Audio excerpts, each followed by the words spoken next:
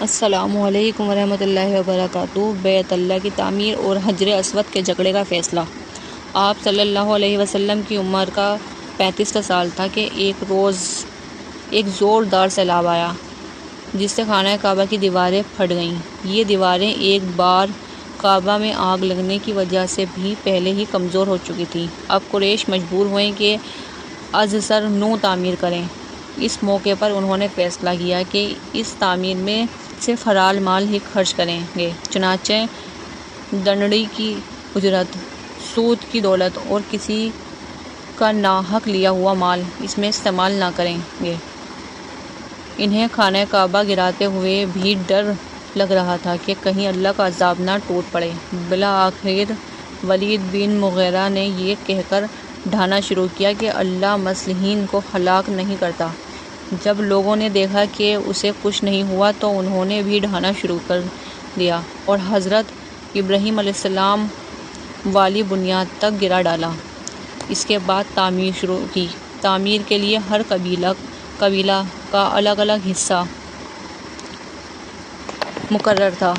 اشراف اپنے کاندھوں پر پتھر لاتے اور ڈھیر لگاتے۔ آپ صلی اللہ علیہ وسلم اور آپ صلی اللہ علیہ وسلم کے چچا عباس رضی اللہ تعالیٰ عنہ بھی پتھر ڈھو رہے تھے۔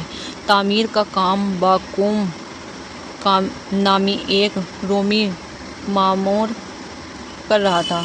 چونکہ مال اتنا جمع نہ ہو سکا تھا کہ عمارت حضرت ابراہیم علیہ السلام کی بنیادوں پر مکمل کی جا سکتی، اس لیے شمال کی طرف سے تقریباً 6 ہاتھ چھوڑ کر اس پر ایک چھوٹی سی دیوار اٹھا دی گئی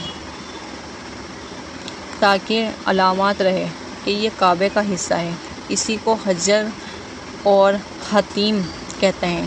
جب دیوار حجر اسود تک اٹھ چکی تو ہر سردار نے چاہا کہ وہی حجر اسود کو اس کی جگہ رکھنے کا شرف حاصل کرے۔ اس پر سخت جھگڑا اٹھ کھڑا ہوا جو 4-5 روز تک جاری رہا اور قریب تھا کہ حرم میں خون خرابہ ہو جاتا، لیکن ابو امیہ نے جو سب سے زیادہ عمر رسیدہ تھا یہ کہہ کر فیصلہ کیا، ایک صورت پیدا کر دی کہ مسجد حرام کے دروازے سے جو شخص پہلے داخل ہو اسے اس جھگڑے کا حاکم مان لیں۔ لوگوں نے یہ تجویز منظور کر لی۔ اللہ کی مشیت دیکھیں کہ اس کے بعد سب سے پہلے جو شخص داخل ہوا وہ آپ صلی اللہ علیہ وسلم تھے۔ قریش نے دیکھتے ہی کہا، ھذا امین ردینہ ھذا محمد، یہ محمد صلی اللہ علیہ وسلم ہیں جو کہ امین ہیں، ہم ان سے راضی ہیں۔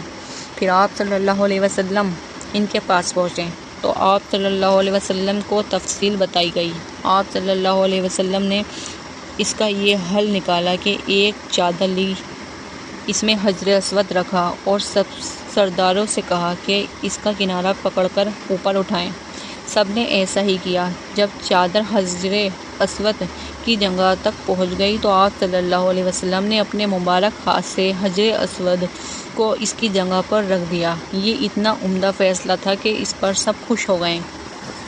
حجر اسود زمین سے 1.5 میٹر بلند ہے اور دروازہ تقریباً 2 میٹر اونچا ہے۔ قریش نے اسے اتنا اونچا اس لیے رکھا کہ اس کی اجازت کے بغیر کوئی شخص کعبہ میں داخل نہ ہو سکے۔ دیواریں 18 ہاتھ بلند ہیں جبکہ پہلے 9 ہاتھ تھیں۔ اندرون کعبہ 2 لائنوں میں 6 کھمبے ستون کھڑے کیے گئے ہیں اور 15 ہاتھ کی بلندی پر چھت لگائی گئی ہے، جبکہ پہلے نہ کھمبے تھے نہ چھت۔